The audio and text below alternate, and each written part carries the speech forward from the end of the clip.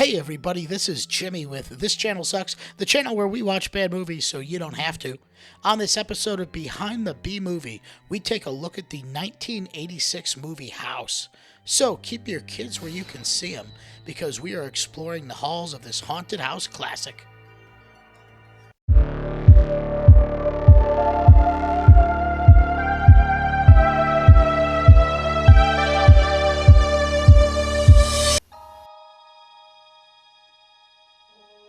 House is a 1986 American comedy horror film directed by Steve Miner.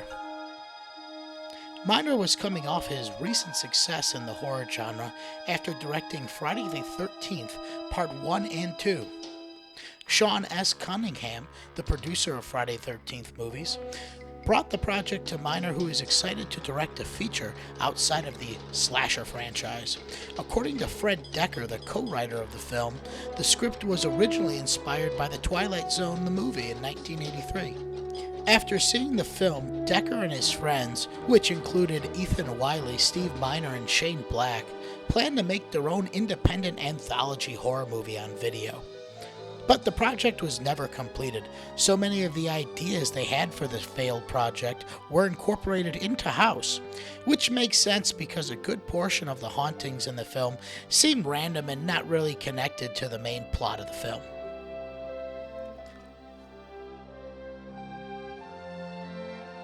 This was regarded as a transitional film by director Steve Miner. While staying within the bankable genre of horror, this film gave him the opportunity to branch off into comedy as well, which helped him springboard successfully into other genres for future projects, including films like Lake Placid and the series of The Wonder Years. The film starred William Katt, George Wendt, Richard Mole, and Kay Lenz. The film also features Kane Hodder, who is the stunt coordinator for the film. He is known to horror fans as the person who has played the iconic Jason Voorhees more than anybody else. William Katt is most recognizable from his role in the horror movie Carrie, but he has had a long career on both film and TV. The next-door neighbor, Harold, is played by George Wendt, who is best known for his role as Norm in Cheers. The sequel, House, the second story, features an appearance by John Ratzenberger, who plays Norm's best friend Cliff in the iconic series. I guess the duo are inseparable. The film tells the story of a troubled author, Roger Cobb, having been separated from his wife after their only son, Jimmy, disappeared without a trace. Roger is called back to the family house after his aunt commits suicide by hanging.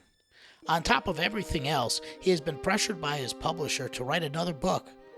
Cobb decides to move into her old house to write the novel based on his experiences in Vietnam, as a way to purge himself of the horrors that he had experienced. After moving in, Cobb begins to have powerful, graphic nightmares and Vietnam flashbacks.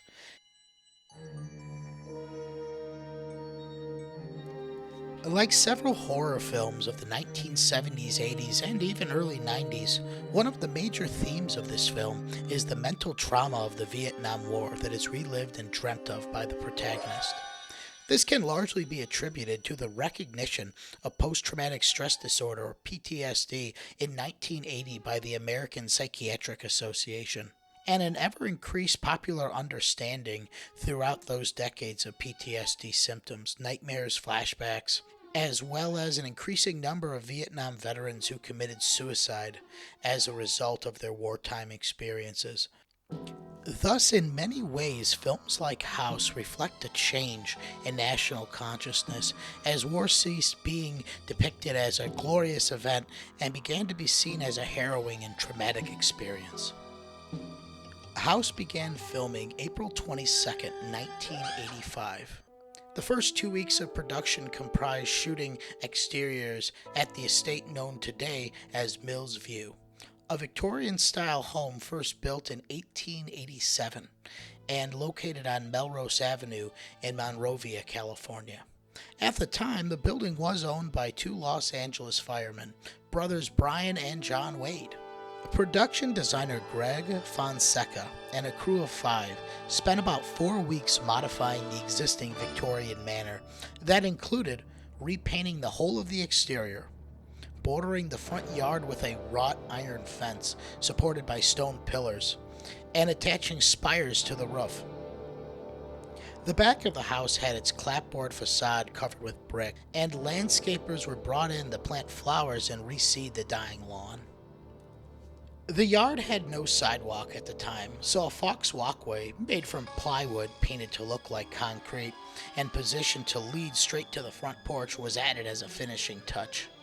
Sometime after production, a true concrete walkway was installed in the same spot, looking very much like the one in the film. The final 6 weeks of production moved operations to Renmar Studios in Hollywood, where 2 floors of the interior of the house were recreated on sound stages. This included sets for the living room, staircase, den, 3 upstairs bedrooms on separate adjacent set. The jungle exteriors for the Vietnam flashback scenes were also built on sound stages, taking 3 days to put together. A total of 7 monsters were designed and fabricated for the production. These creatures included the obese witch, the zombified corpse of Big Ben, the 3 demonic kids, the flying skull-faced monster in the void, the plaque-mounted marlin that comes to life, and the war demon from the closet. They were constructed by 17 special effects artists over a period of 3.5 months. The war demon in particular was an elaborately built puppet, measuring 18 feet and was fully mechanized and operated by 15 people. The one thing that stands out in the aesthetic of the film are the various surrealist paintings that are featured throughout the film. 4 paintings were done by Richard Hescock, and the main painting featured in the film being done by Bill Stout. The paintings are truly off-putting and create an eerie presence with an almost vague, sinister intent. The different paintings even seem to correlate to the different hauntings in the house.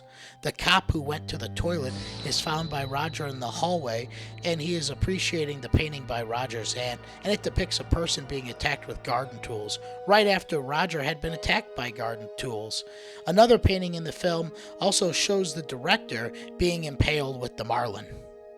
According to Hescox, I was sharing a studio at the time with artist Bill Stout and Paul Chadwick. Bill was always working on one movie project or another, and his friend, director Steve Miner, was often dropping by.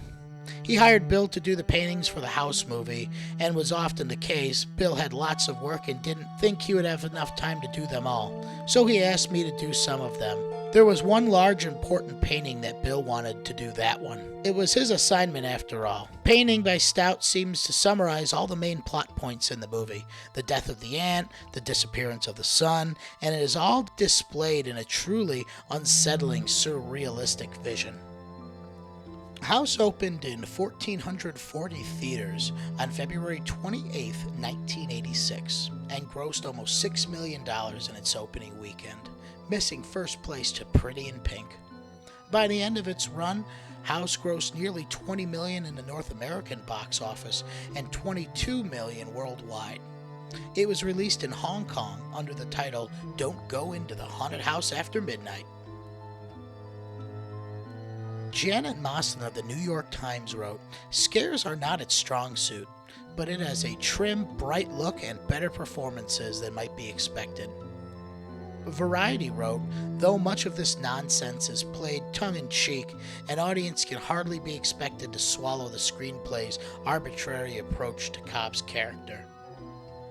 Ryan Pullard at Starburst wrote, at the time of the Blu-ray release, "As a film, House is still very much of a warm, at times bonkers, family-friendly horror as it's ever been." In 1987, Richard Mall and Kay Lenz were both nominated for Saturn Awards for the film. Director Steve Miner won a Critics Award for his work on the film and was nominated for an International Fantasy Film Award.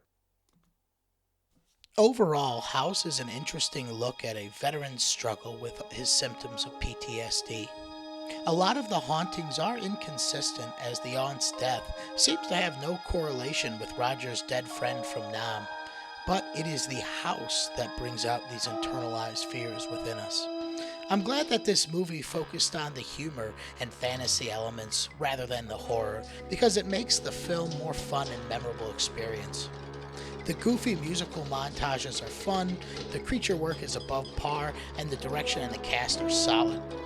I would definitely recommend this one if you are in the mood for a movie with a lighthearted feel, yet still asks some difficult and sometimes scary questions.